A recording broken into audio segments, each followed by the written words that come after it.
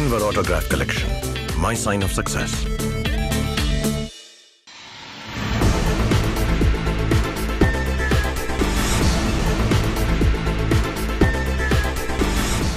नमस्कार प्लस में आपका स्वागत है। मैं हूं आपके साथ राजकृष्ण। डालते अभी तक की मुख्य हेडलाइंस पर।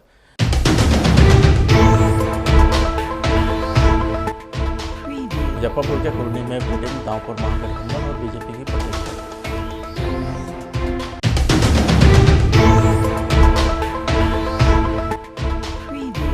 बिहार के सीएम नीतीश कुमार का जनता दरबार राजस्व विभाग पर सीएम नीतीश को नहीं बोल सके।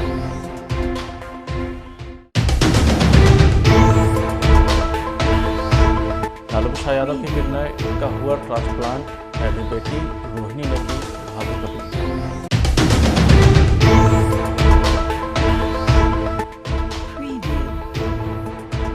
और पटना हाईकोर्ट के न्यायाधीश मोहित कुमार शाह 2 दिवसीय दौरे पर सासाराम पहुंचे।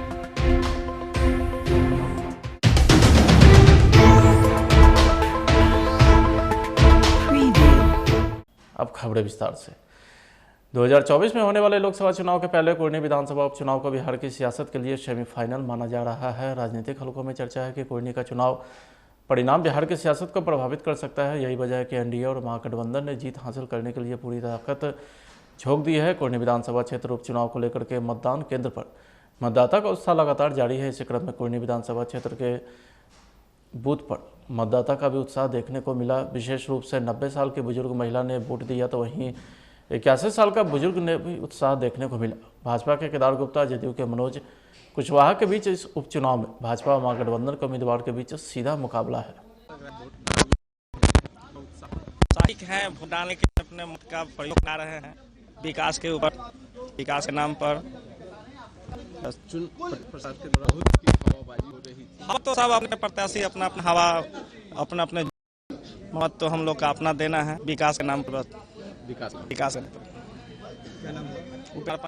पटना में सीएम नीतीश कुमार का जनता दरबार कार्यक्रम का आयोजन किया गया। आपको बता दें कि जनता दरबार में इस बार किशनगंज से आए एक फरियादी ने सीएम नीतीश से कहा कि सरकारी जमीन का निजीकरण किया जा रहा है। अंचल का कर्मचारी और सीईओ मिलकर सरकारी जमीन का ऑनलाइन जमाबंदी कायम कर दिया है। पैसा लेते हुए वीडियो भी वायरल हुआ था। इसके बाद भी कोई कार्रवाई नहीं हुई। पूर्वी चंपारण की एक समाजसेवी ने सीएम नीतीश कुमार से कहा है कि हमारे पति को फंसा दिया गया है। अपराधियों ने पहले पति के भतीजे की हत्या की, जिसके बाद केस वापस लेने के लिए पति को केस में फंसा दिया। हमें न्याय दीजिए। एक फरियादी ने सीएम नीतीश कुमार से कहा कि 7 जुलाई को हमारे पिता आपसे शिकायत किए थे। शिकायत के बाद भी कोई कार्रवाई नहीं हुई। मामला जमीन से संबंधित था, लेकिन वहां के एसडीओ ने पेंडिंग में डाल दिया। सुपौल से आई एक महिला फरियादी ने सीएम नीतीश कुमार से कहा कि हमारी ज़मीन पर कब्जा किया जा रहा है। तो वहीं सुपौल से आए दूसरे फरियादी ने भी सरकारी ज़मीन पर कब्जा करने की शिकायत की। इस तरह से ज़मीन से संबंधित कई मामले सामने आए, जिसके बाद नीतीश ने अधिकारियों को आवश्यक दिशा निर्देश जारी किए।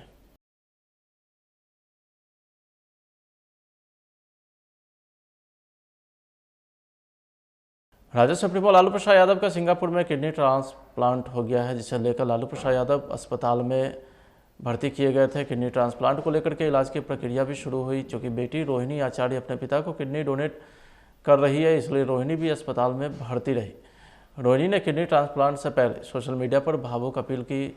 लालू की बेटी ने अपील करते हुए कहा है कि जिन्होंने करोड़ों जनता को आवाज़ दी, उनके लिए सब मिलकर दुआ करें। रोहिणी पिता लालू प्रसाद यादव की तबीयत का लगातार अपडेट करती रहती हैं। माना जाता है कि किडनी के सफल ट्रांसप्लांट के बाद लालू प्रसाद यादव 15 दिनों तक अस्पताल में भर्ती रहेंगे। फिर बाहर आकर कुछ दिनों तक सिंगापुर में रोहिणी के आवास पर रहेंगे, जिसके बाद वो वापस दिल्ली लौटेंगे। इधर पटना में लालू के सफल ऑपरेशन को लेकर कार्यकर्ता और समर्थक के द्वारा पूजा अर्चना भी की गई।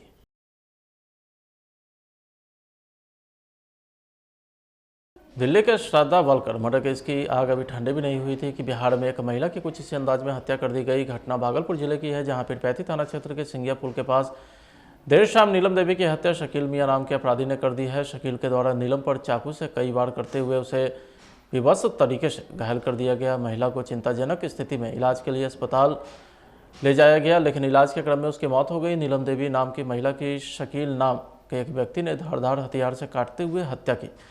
शकील ने नीलम के हाथ, पैर, कान और शरीर के कई अंगों को काट डाला। जब तक लोग कुछ समझ पाते तब तक आरोपी फरार हो गया। बाद में पुलिस ने उसे गिरफ्तार कर लिया। अशोक यादव। पत्नी का क्या नाम था? नीलम देवी। क्या हुआ, घटना क्या हुआ? घटना ही बाजार से आ रही थी। हाँ हर दिन टेम्पू पकड़ के आ रही थी। हाँ कल संजोग ऐसा हुआ कि टेम्पू नहीं मिलने के कारण कि पैदल आ रही थी। बस उसी जगह उसका बसा है, रास्ते पर कहाँ पर? पहाड़वा पर उसका बसा है, रोड के ऊपर में।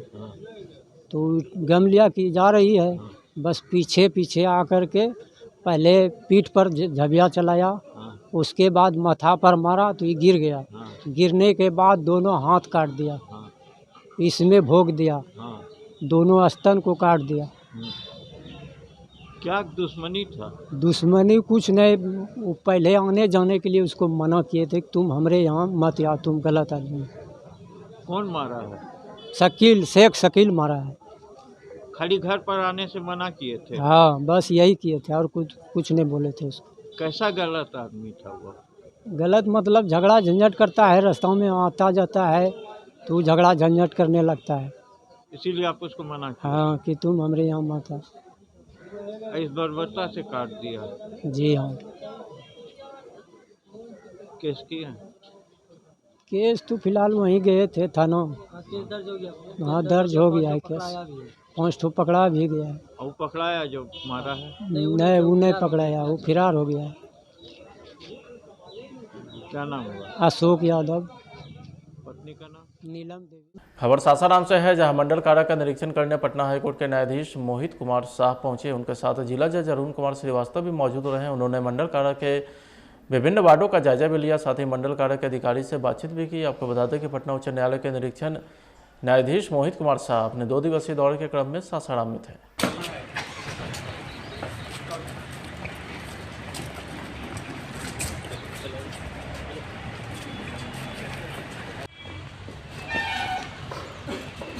हवलदार फॉलो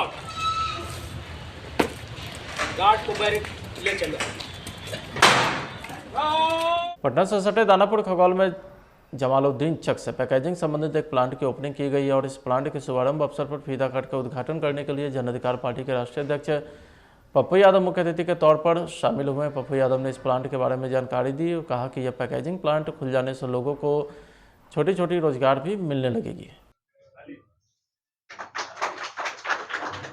जैसा कि आप देख सकते हैं, माननीय सांसद जी का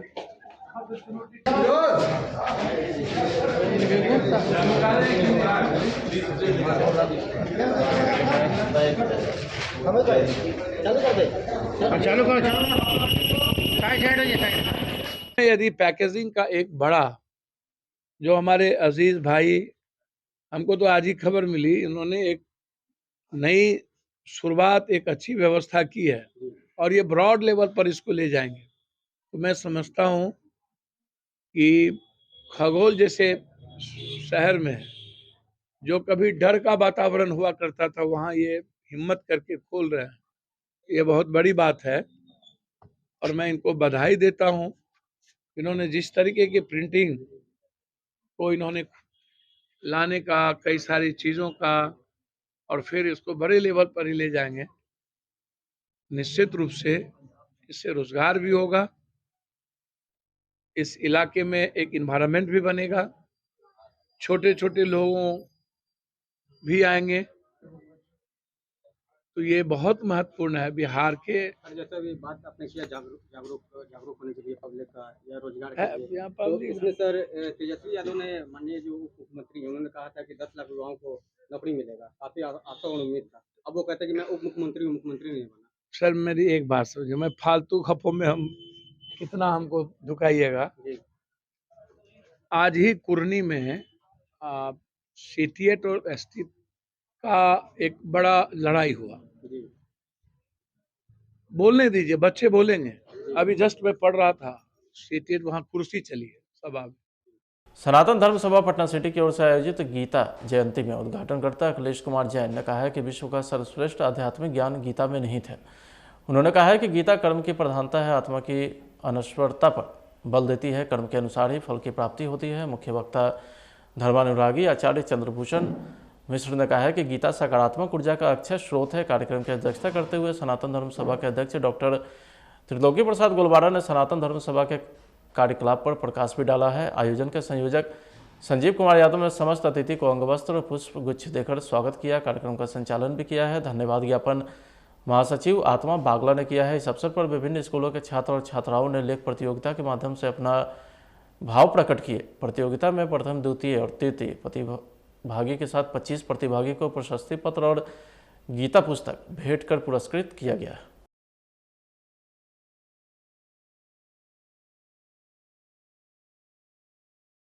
मुजफ्फरपुर के बलुराज थाना क्षेत्र के वर्ण बांसघाट गांव में बिजली का तार टूटकर गिरने से 3 घर सहित 10 लाख की संपत्ति जलकर राख हो गई है। इस घटना में तीनों परिवार के 74,000 रुपये नगद, आभूषण, अनाज, साइकिल भी जल गए। जिला पार्षद पूनम देवी के द्वारा घटना की सूचना फायर ब्रिगेड दस्ते को दी गई, जिसके बाद मौके पर पहुंची टीम ने काफी मशक्कत के बाद आग पर काबू पाया।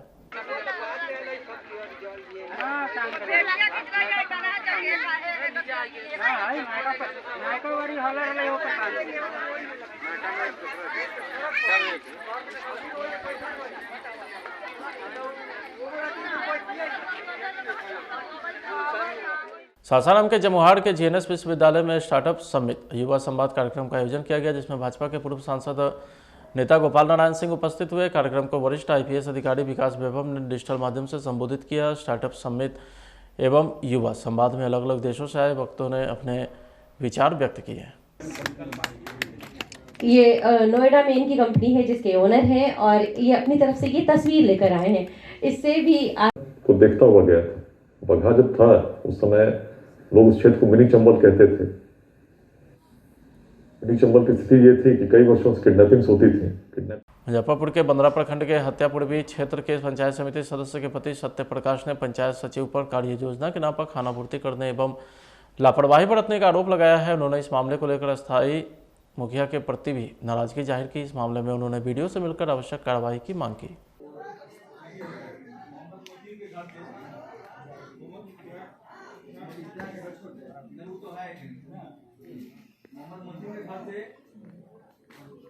इक्कीस 22 का योजना है जो कि पंचायत सचिव को बराबर जानकारी दी गई थी चढ़ाने के लिए जीपीडीपी में। आज तक ये लोग चढ़ाए नहीं, आज भी नहीं चढ़ाए।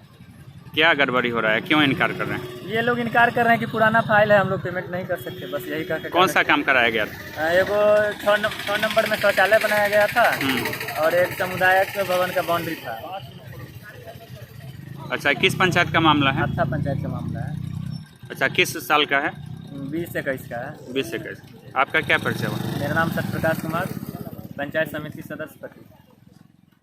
पटना सिटी के वार्ड 58 मलिया महादेव में एक आम सभा का आयोजन किया गया। आपको बता दें कि इस वक्त चुनाव होना है। नगर निगम और नगर निकाय चुनाव को लेकर के प्रत्याशी लगातार जनसंपर्क में जुटे हुए हैं। इसी क्रम में वार्ड 58 में समाज के सभी प्रबुद्ध लोगों ने मेयर प्रत्याशी विनीता बिट्टू सिंह के लिए एक आम सभा का आयोजन किया गया, जिसमें बढ़ चढ़कर लोगों ने हिस्सा लिया है। सभी को गमछा देकर के सम्मानित भी किया गया है। इस सभा में सभी लोगों ने विनीता बिट्टू सिंह को वोट देकर जिताने की भी अपील किया है। वहीं मेयर प्रत्याशी ने बताया कि पटना में जन सुविधाओं का घोर अभाव है, उसे बेहतर करने की जरूरत है। साथ ही नगर निगम की ओर से जनहितैषी सेवाएं उत्पन्न करने के लिए कृत संकल्पित है। पटना को देश के आधुनिक सुविधा संपन्न शहरों में शामिल करने की दिशा में प्रयास करेंगी। तो वहीं चुनाव में उन्हें जनता का जोरदार समर्थन मिल रहा है। पटना के बेहतर भविष्य के लिए जो योजनाएं बनाई गई हैं उसे व्यापक जन समर्थन भी मिल रहा है। मैं भी बहुत काम। अच्छा, आप एक बात बताइए, अगर पॉल्यूशन पर काम हुआ होता तो आप देख रहे हैं इतना बदतर हाल था क्या पहले पॉल्यूशन का? आज आँख जलता है, सांस लेने में दिक्कत हो रहा है लोगों को। आप क्या बात करते हैं? बताइए ना, कहाँ है गंगा किनारे वृक्षारोपण होना था, त्रिस्तरीय वृक्षारोपण होना था, क्यों नहीं हुआ? वाटर फाउंटेन लगना था बड़े बड़े चौक चौराहों पर, क्यों नहीं लगा? एनकैप के तहत बहुत सारा काम है। अगर बिजली का देख लीजिए, अगर रोशनी का बात कर लीजिए, तो अभी भी हम लोगों का हाल बहुत बुरा है। हर वार्ड में घूम के आप देखिए क्या हाल करते रहे। और हर लोगों से मिल रहे हैं और उनकी समस्याओं को करीब से देख रहे हैं। और हमारा घूमने का उद्देश्य यही है कि हम किस तरह अपनी समस्त जनता को, अपने लोगों को, उनको उनका स्वच्छ और स्वस्थ और विकसित माहौल देंगे। देखिए, हमारे पटना शहर में जनसंख्या में वृद्धि और तीव्र शहरीकरण से हमारा शहर जो है प्रदूषित शहर के रूप में चिन्हित हो गया है। और इसके लिए हमारे सरकार ने अनुदान राशि भी दी एनकैप के तहत, यानी राष्ट्रीय स्वच्छ वायु कार्यक्रम के तहत, लेकिन उस पर कोई कार्य नहीं किया जा सका। और तब मुख्यमंत्री जी ने ये बहुत ही सराहनीय कदम उठाया कि जो वार्ड पार्षदों के द्वारा आज तक मेयर और डिप्टी मेयर का चुनाव होता था वो आप लोगों के हाथों में सौंप दिया। तो ये जिम्मेदारी आप पर बहुत ही बड़ी है, ताकि आप एक ऐसे व्यक्ति का चुनाव करें जो आपके शहर को स्वच्छ, स्वस्थ और एक विकसित पटना बनाने में आपकी मदद करे। फिलहाल आज के खंड में तैयार, देखते रहे प्लस न्यूज। नमस्कार।